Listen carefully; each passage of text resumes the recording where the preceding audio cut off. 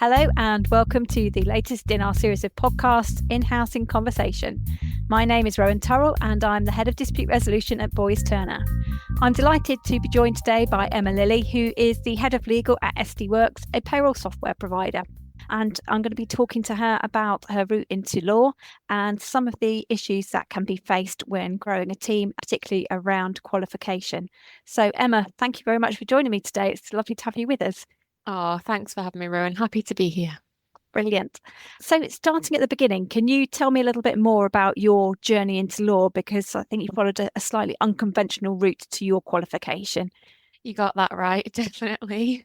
Where shall I start from? I got into law undergraduate through clearing because my main choice and only choice really was music. So wanted to study music at university and didn't get the A levels that I needed to study that or anything else really. So I had to call around universities because I always was going to go to uni. That was always on my radar and the next step for me because despite not doing well at A levels, I was quite academic and wanted to continue that way. So landed a undergraduate degree at Staffordshire University, which is very local to me because I live in Stoke-on-Trent, if you couldn't tell by the accent already, but managed to very luckily get a slot on an undergraduate law degree LLB at Staffs. However, it required me to have a foundation year as well. So to bring you up to the level of those who had the A levels, that's what they tell you to do. And I was like, law? I've never even thought of law. Can I even do law? I wouldn't have even have put me in anywhere near that. Don't know any lawyers, nothing. Didn't know anything about it, which could have turned out to be a blessing, and we might get onto that later. But ended up doing that. The more I learned about it, hated it. So decided to take a gap year in the middle of it. So did I do 2 years? I did 2 years. So the foundation year and the first year didn't do particularly well. Took a gap year because that was when I was starting to be told you're going to have to start applying for training contracts soon. And this is what it looks like for traditional lawyers. But if you haven't got great A levels, you're not going to get past the first page. I was like, well, I'm a little bit stuck then because what options do I have? Took a gap year to work in Australia with the company that I was working for part-time at the time, which is Bet365. Very luckily, as one of the only part-timers, got to live and work in Oz, which was incredible. And despite being told that was the worst decision I could have made to be behind everyone else by another year, it turned out to be the best. And whilst I was there, I discovered this in-house thing that nobody tells you about. And Bet365 had their own in-house lawyers. And I was like, oh, I found it. This is what I can do. I can work in business and not work in the places that I felt intimidating that others might thrive in, but I wouldn't. It just had such a negative cloud over that traditional route. So once I'd found in-house, that was it. And I'm quite a stubborn, focused woman, which I should be proud of after we've just celebrated International Women's Day. Definitely. And yeah, decided to go for that and then refused to apply for the standard training contract and decided to apply in-house, which was quite difficult at the time. Can still be now to get junior roles in house to go straight there, but I got one. Ended up being the most improved student. Ended up with a first, despite not doing Wow. so well. Yeah, and it just goes to show when you find what you want to do, you get there. So I'd say those are the earlier parts of my route, and then qualified in house after being paralegal, and then from there. I have obviously a little bit further to talk about, but you mentioned in the introduction, Rome, now head of legal for the UK and Ireland. So when you moved into that role, I think you were the sole UK-based counsel in that business. So quite a jump to be your first head of legal role in a business where you're the only one there. Looking back, what advice would you give to somebody who's going to move into that similar position where you're fairly isolated in that head of legal role? Now, I must add that I feel like I have to say this out of respect for the true sole counsels that do that job. Because of the nature of the company that I work for, they had an established group legal team. Yeah. So I had the huge benefit of templates and a way of working that was established on a corporate level. However, prior to me, there was a mismatch of UK legal support. There was gaps of no legal support where people were filling in from different angles. And I, yes, definitely was the only one in the UK and Ireland supporting those markets. And then since then, we acquired in Ireland. And then after getting away with not having to do too much work in Ireland for a while, that came onto my desk as well. And then since then, built a team. But in terms of advice, well, a similar position, I would say embrace it. I chose it deliberately. And I'll be pretty blunt here, but I didn't want to be surrounded by loads and loads of lawyers that I was either in competition with by the nature of, the progression that you would have, Yep. or I didn't agree with the ways of working of because I'd met plenty of people that didn't inspire me. And because of the way that I led up to qualification, I didn't have that preempted, I must impress these people. I had quite the opposite. I was like, I want to do what makes me happy, even from a younger age. Yep. And I knew what would make me happy is not having senior lawyers breathing down my neck all of the time. And I have amazing leaders at the company that I work for. So even though I was on my own in the UK, I reported into the headquarters in Belgium, and it's perfect. Yep. The culture and the individuals that I met, everyone just really impressed me, really supportive, but also give me that space. So to lead on a little bit more onto the advice, it's to embrace it in the reason that you chose that in the first place. There's lots of freedom and lots of creativity that a sole counsel role allows you that you wouldn't necessarily get elsewhere. Think of the alternative and what would make Yeah. you feel more pigeonholed or more constrained. And yeah, that the sole life was definitely for me, but noted I did have that extra support with the Yeah. corporate element. So with that freedom, obviously it becomes the risk that you can potentially become overburdened if you've got to sort of spread yourself around the business and work out where the priorities are. How do you balance that when you're starting out and work out what the priorities within the business should be? Good question. The first thing I wanted to do was create the relationships, because if I didn't have trust and nobody respected me or appreciated the role of legal in that function, then I wouldn't have been able to enact any of the ideas that I had. There's no point in going in with a load of great ideas or let's change this, let's change that, or even ideas that weren't so great but would have been pretty obvious to anybody, to go into a new sales team or a new support team or any team in a business and start wailing about like that. It's just, for me, it wasn't the way that I wanted to go with things. I wanted to get the trust in the relationship. So that was my main priority. And yeah, a lot of the things could have been done earlier. There was a lot of gaps that I saw as a lawyer that made me wince a little bit. But Yeah. what's another month or so of course, unless something's burning on fire urgent, but what's another month or so of leaving that as it is for now, taking a bit of risk, getting comfortable because the business might have been acting in that way for a long time before, whilst you're building the trust. And then when you do say this needs to change, you've got the buy-in straight away. Yeah. Whereas if you were to do the opposite and look at what you would strictly think a lawyer would assess priorities as deadlines, consequences, commercial risk, and look at the risk register, things like that, which you use in the back of your mind anyway as an in-house lawyer, it would have been a bit too go, go, go, and oh, the lawyer's arrived, and that this is how it's going to be for us now, and we've had all of this freedom, and look, the legal department in the UK is now going to be a no bucket, like a bucket of Yeah. no. Everything that goes into that comes out as a no. And I was very conscious of not wanting that to happen. So my priority was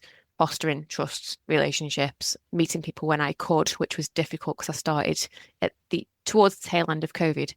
But just building up that trust even through screens was really helpful. And then I think that's helped me to get to where I am now, because I've always had that relationship as opposed to people remembering me first Yeah. impressions as the lawyer that just wants to change stuff around here. Yeah. No, I think that is very important.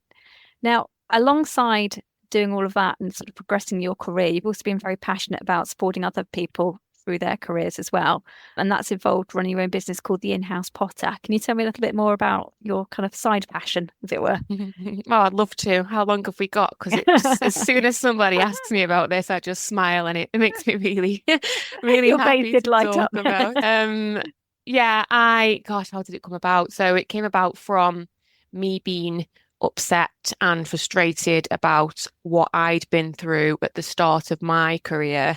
Well, education, let's say, not career.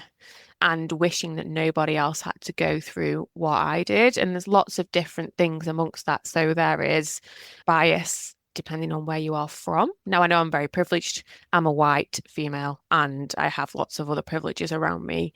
However, I was also shunned for where I was from. You'll never be a lawyer because you're from Stoke-on-Trent. You need to move out of the city. There's no successful route for you here. You'll never make it because of your A levels. I was questioned in an interview, why did you go to staff's uni when you should have chose somewhere else? I was embarrassed a lot of times in law firm events and law fairs and felt like I just didn't belong. Whereas now I feel like I'm doing pretty well and I'm aligned. The most important thing is that I'm aligned with personal goals and professional values and I do it all. And I was like, why can't anybody else do this? And then what I also saw was that we're losing so much talent through that period of time. I was so close to just not going back after my gap year if I didn't discover in-house.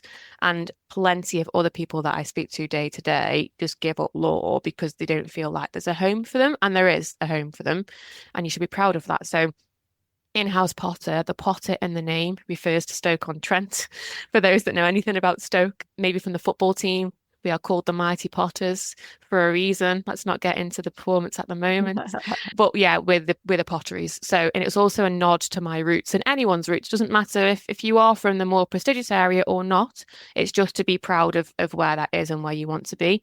So yeah, it's kind of established out of frustrations and on a more granular level, I would see time and time again on legal blogs, you've got to work in private practice for 3 years before you work in-house. And you must have this before you can be a business partner as an in-house leader. And every single one of them was wrong because I was living the opposite.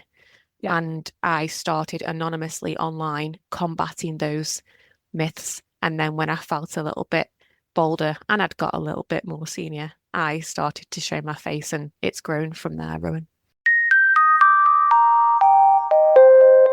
So you mentioned there about, not being able to train in-house and that being kind of a myth you've been seeking to bust. But I think actually over the last few years, there's been a growing trend for lawyers to actually train in-house as well as joining at a much earlier stage in their careers. I think maybe the SQE exam and then qualifying work experience has maybe broadened those opportunities, but there still seems to be quite a lack of knowledge around those routes in the in-house world. Can you tell me a little bit more about how it works in practice and how you've then put that into practice in your own business as well? Absolutely. And that frustrates me, Rowan, the lack of knowledge, because if people did understand it, they'd realise just how easy it is for in-house. I think QWE, qualifying work experience, element of the SQE route, really comes into its own in-house. And the more people realise this and seniors realise it's actually pretty easy to enact, the more we can start to have opportunities for training in-house and that are beneficial all around. With my experience, I've had those benefits come back to me, threefold. It's been brilliant. So under the traditional route, what a lot of people didn't realise is that it's actually more flexible than you would think. So with my in-house training contract, the amount of times I've been asked, oh, how many seats did you do then? Or are you sure you're really qualified because you didn't do a rotation? And did you cover litigation and all of this? But it's just the law firms that make it more structured. Naturally, for reasons. You've got the succession plan, you've got the training, you've got to have some sort of regiments around it. But in-house, even under the traditional route, you don't have to do that. You've just got competencies you need to reach. You register your period of recognised training with the SRA and you go through it and you keep your training log and you have a supervisor and it's much more free.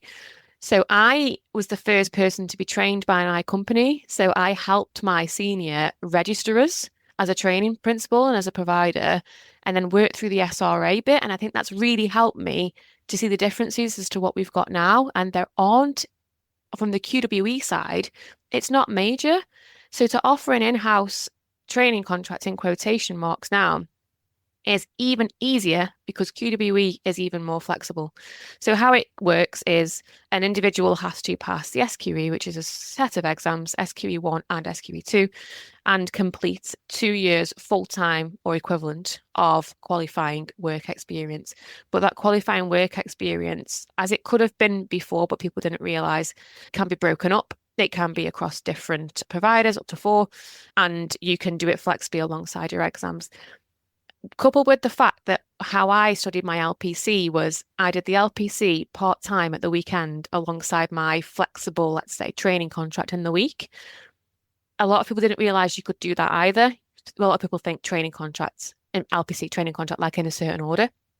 But because I muddled mine around and through the PSC and amongst all of that, it allowed me to also appreciate what SQE gives now, and that's also flexible. So Yep. I think it's absolutely brilliant. And for in-house teams, one of the main challenges that I used to hear when I was applying for roles is, oh, we don't want to guarantee a 2-year training contract, or we don't want to have to be lumbered with somebody who's expecting a qualified position. We don't know what the budgets are going to be like in-house. Of course, you're not providing legal services, then you're not going to know that. And a lot of people are scared about committing to training a lawyer if that's not their core service. But now there's even less of an expectation on both sides that that's the case. I think individuals at the moment are just focusing on getting the right experience and passing their exams. And then if there's an NQ role, great. But if not, then it at least allows them to get into the legal sphere and retain that talent. So to wrap up on this, as somebody might have the opportunity to offer that opportunity to somebody else that might be coming in, you should really consider it, because if you want a flexible 3-6 month paralegal or trainee to help you with something, you can offer that on an interim basis whilst the individual is racking up that qualifying work experience. So it suits both elements of it and they can get it. Ideally, if you can see the career trajectory, fine. But if not, you should still be offering opportunities where you can, because we need to train up as many people as possible in-house, because it's the largest growing sector in the legal profession. So, unlike the previous LPC, where you mentioned there's a lot more flexibility around actually doing the SQE exam parts of it, and it could be sort of done alongside doing the qualifying work experience as well. Do you have any advice for employers who are supporting their employees through the route to make sure that they get that balance right between the study and the work? Yeah, and I know, Rowan, we've had a couple of conversations about this before, and it's always quite interesting for people. But my trainee, I've been so lucky, and as a first trainee especially, they made it really easy for me. I do have to say that. But they were already a part of the business and approached me at the Christmas party alongside their manager, which, we're not very hierarchical around where we are. It was just a lovely conversation. And my eyes lit up like, absolutely, I'd love to provide this. But this individual would like to be qualified. They have a law degree already. They've worked at law firms previously, and they work in a compliance role. I know them from the UK work anyway. And we'd had a chat about how it would be possible. And because I knew about the route anyway, going back to your question about knowledge, Rowan, because I knew about it, I knew that it was just going to be an easy yes. And we just had a couple of administrative things to do. In terms of tips of how to balance things, and the reason I shared that individual worked in compliance as well, is just making sure they've got enough time to take on the newness of law in practice, and especially in-house. It's a learning curve because it's not what maybe somebody would expect comes from training as a lawyer, because there's a lot more commerciality to it in-house. And I think the best in-house lawyers combine the two from an early stage.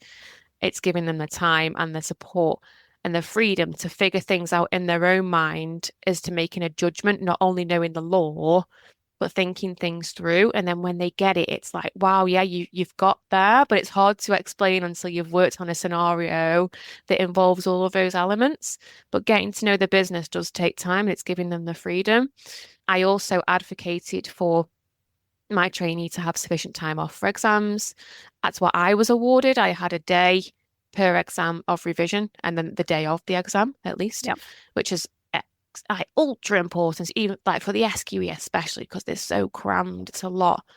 But all that being said, you can give all of the support that you can, but it's still going to be really difficult for the individual to do whilst working. Like, And I know it depends on which way you go about it, but think about what's best for you and the business and the individual as well. But it's a really stressful route and a way of doing things. It's got its positives, but it's really hard. And no matter how strong the individual or experienced in other realms, they're still going to find it difficult workload wise. So Yeah. it's about that balance. Another great tip that I can give is don't be afraid of, if you need to, extending the time that they would like to have QWE for. I used to say to my trainee, take an extra 2 months. Once you're qualified, you're qualified. Why don't we just make sure you've ticked off being able to deal with a face-to-face negotiation on with the other side, of course, with support. But wouldn't you rather do that before being signed off? And we can continue to work on things, but it's not a fixed period of time. You just make sure you're comfortable because it's this 2 year equivalent. People try Yeah. and cram it in somehow, but that was a little bit different with us because of this dual role. So take the flexibility on board for the benefit of everyone involved. I would say don't fall into the previous trap of the traditional route, which is like bang, bang, bang. Have lots of open conversations with your trainee about what's best and come up with creative ideas that the route allows you to do. Thank you. And if you were going to be talking to another head of legal or a GC that was wanting to persuade their business to invest in a trainee role or supporting something through QWE, what advice would you give to them as kind of their top selling points to get the money in? It's really cheap, first of all. It's quite cheap. If you think about the requests that we would have used to have got for the LPC/masters, 15 grand for the course, something like that. It's depending on where you study, obviously. The SQE is a lot cheaper, even though the initial aim of the SRA was to increase accessibility into the profession. There's been a lot of negative press about that for different reasons, including, the results that are coming back from like Black and minority ethnic individuals that are sitting it. So I do want to note that that it's not, the aim hasn't necessarily sunk in with every class, but what it has done is it is made the courses cheaper. Still not cheap enough for an individual to pay depending on their circumstances, I would argue, but for a Yeah. business, a lot cheaper. So have a look at the fees and what they're maxed out at, and you'll realise actually it's not as bad as the LPC support. Of course, you've got the salary, which you would need to pay and foot the bill for, but I would say that the benefits you get back in return are huge. Like the support, to know I've learned so much from my trainee. Like it's Yeah. definitely reciprocal. And the support that I've had through somebody who is so keen and eager to learn, especially the in-house way, like these fresh in-houses, like they just want to like get on with it and get as much as they can. And if you give them the support and the space to study at the same time, you'll get the most out of them. And the work that I've been freed up to do that I would have had to have farmed out to externals is crazy. Just because I've got this eager trainee who's like, I want to learn this, I'll do that. And the things that I've been meaning to tick off for a while that have just been done and dealt with are incredible. And the business now is seeing the huge benefits of it because no matter the aim, every business is different, but the aim of training somebody, I'm sure you would have had a business case reason for that. That has been pulled off in my instance as well. So it's been praise all around, really. And also just to the satisfaction, how rewarding it is to give someone that opportunity. It just Yeah. comes back to you again. And then I'm sure this individual will offer that in future and be an advocate. But I would just not disregard the support that you will get back to you and everything that you'll save through investing that time. And I say investing time, I didn't really have to do that much. I just got work coming back to me quicker than I could deal with it. So it's great.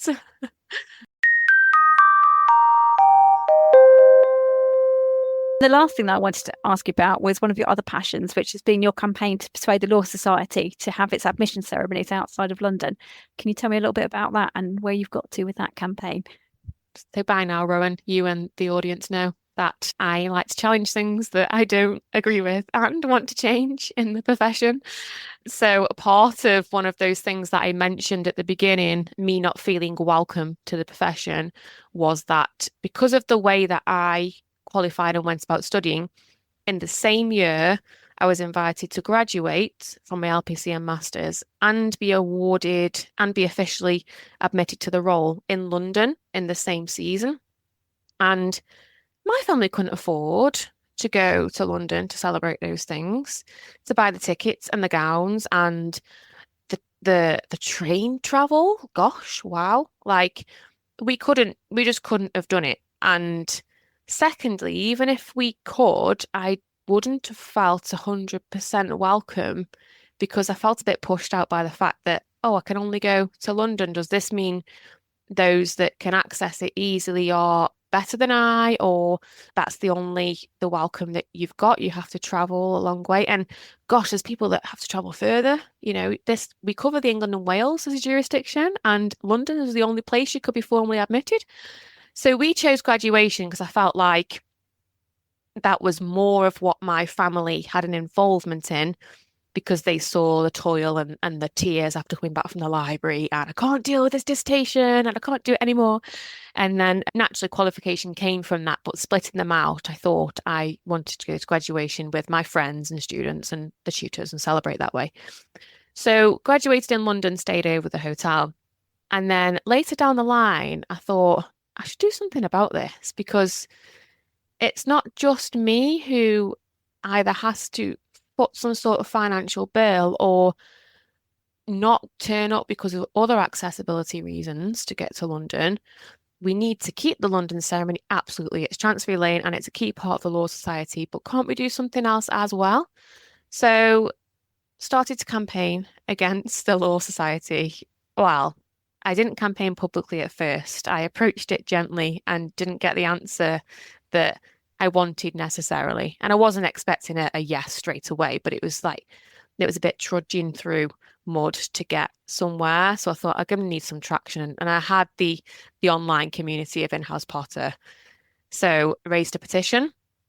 And then the Law Society listened, which is brilliant, and did their own research and sent out their own questionnaires. So then we came together and we decided to complete some research and see what the main reasons were. And thankfully, the research proved my hypothesis of, yes, people would attend. And the reasons why people don't attend is because they aren't comfortable with their elderly parents or grandparents taking a wheelchair on the tube, or yes, they can't afford, but there might be other reasons as well, that London just isn't accessible and it didn't seem worth it to them. So I don't like bringing this into the conversation, but it was there. The commercial element of it as well for the Law Society we considered. And thankfully, after 2 years of campaigning, the very first regional admission ceremony was held in Leeds. And it was packed out, and it was so packed out that they ran out of the sashes. I've got one on my shelf, but they ran out of the sashes because people bought them because they wanted to commemorate the day. I made a point of being admitted there. I think I was 5 years qualified, just out of principle, said I've not been admitted yet, so I'm going to be there. And Lubna, the president at the time, in the opening speech mentioned mission admissions, which was what I titled it, as the reason why we were there. And I had parents coming up to me saying, I'm here because of you, I hear. My daughter's told me that, we've come to Leeds, which is in the north, it's by us. And since then, it's been confirmed that this June, so June 2025, there's going to be one in Manchester, and hopefully continuing to get those options. I don't think there's a permanent one yet, but Law Society are continuing to increase the accessibility, and I'm also not giving up on that. So to change such an archaic practice that forever, since the age of solicitors, has been in place and is now different, yeah, I've got to say I'm pretty proud of that. Thank you. And so you should be. It's an amazing achievement. Well, thanks very much, Emma, for joining me to talk today. I think I could probably go on for much, much longer. Thank you. Thank you very much for listening. I hope you've enjoyed the latest in our session of In-House in Conversation, and you can listen further to our other podcasts wherever you get your podcasts from. Thank you.